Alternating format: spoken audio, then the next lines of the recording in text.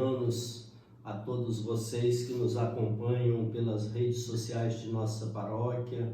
Hoje, quinta-feira, dia 16 de julho da 15ª semana do Tempo Comum, dia que a nossa igreja celebra a festa de Nossa Senhora do Carmo.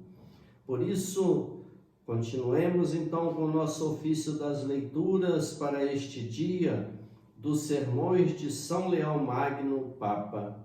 Maria concebeu primeiro em seu espírito e depois em seu corpo. Uma virgem da descendência real de Davi foi escolhida para a sagrada maternidade. Iria conceber um filho, Deus e homem, primeiro em seu espírito e depois em seu corpo. E para evitar que, desconhecendo o desígnio de Deus, ela se perturbasse perante efeitos tão inesperados, ficou sabendo no colóquio com o anjo que era obra do Espírito Santo, o que nela se realizaria. Maria, pois, acreditou que, estando para ser em breve mãe de Deus, sua pureza não sofreria dano algum.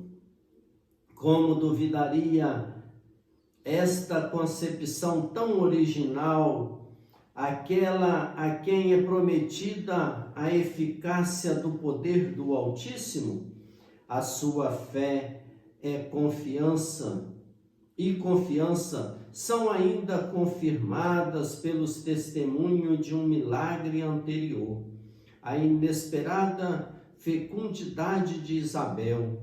De fato, quem tornou uma estéril capaz de conceber, pode também fazer com que uma virgem conceba.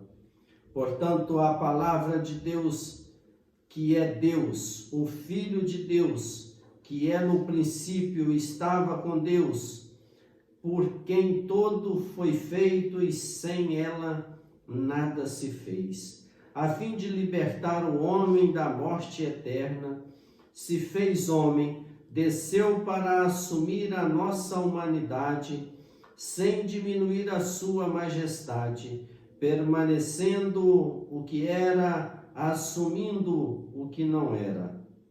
Uniu a verdadeira condição de escravo à condição segundo a qual ele é igual a Deus. Realizou assim entre as duas naturezas uma aliança tão admirável que nem inferior foi absorvida por sua glorificação, nem a superior foi diminuída por esta elevação.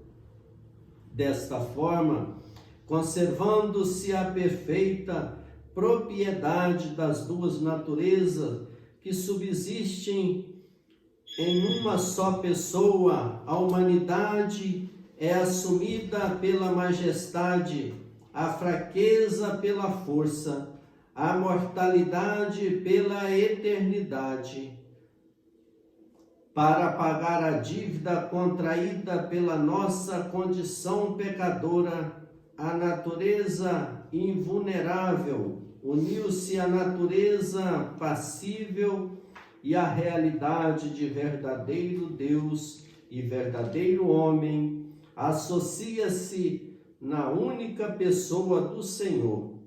Por conseguinte, aquele que é só mediador entre Deus e os homens, como exigia a nossa salvação, morreu segundo a natureza humana e ressuscitou segundo a natureza divina. Com razão, pois o nascimento do Salvador conservou intacta a integridade virginal de sua mãe. Ela salvaguardou a pureza, dando à luz a verdade. Tal era, caríssimos filhos, o nascimento que convinha a Cristo, poder e sabedoria de Deus. Por este nascimento, ele é semelhante a nós pela sua humanidade e superior a nós pela sua divindade. De fato, se não fosse verdadeiro Deus, não nos traria o remédio. Se não fosse verdadeiro homem, não nos serviria de exemplo.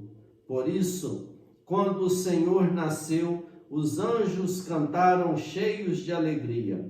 Glória a Deus no mais alto dos céus, e anunciaram paz na terra aos homens por ele amados. Eles vêm efetivamente a Jerusalém celeste ser construída pelos povos do mundo inteiro, por tão inefável prodígio da bondade divina, qual não deve ser a alegria da nossa humanidade, condição humana, se até os sublimes coros dos anjos se rejubilem.